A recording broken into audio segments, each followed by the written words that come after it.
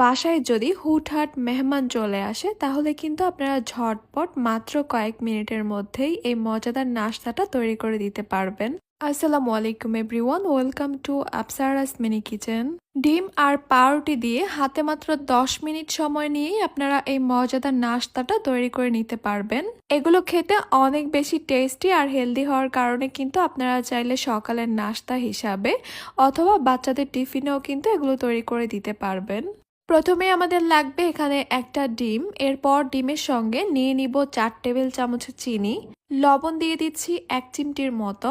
এবার লবণ, চিনি, ডিম সবকিছুকে আমি একসঙ্গে খুব ভালোভাবে মিশিয়ে নিব। একটু সময় নিয়ে মিশাতে হবে যেন চিনিটা সম্পূর্ণভাবে গলে যায় আর ডিমেরও যেন কোনো লাম্পস না থাকে। আমি এখানে একটা ডিম নিয়েছি আর একটা ডিম দিয়ে কিন্তু 4 থেকে 5 পিস পাউরুটির নাস্তা তৈরি করে নেওয়া যাবে। পাউরুটি যদি বেশি পরিমাণে নেন তাহলে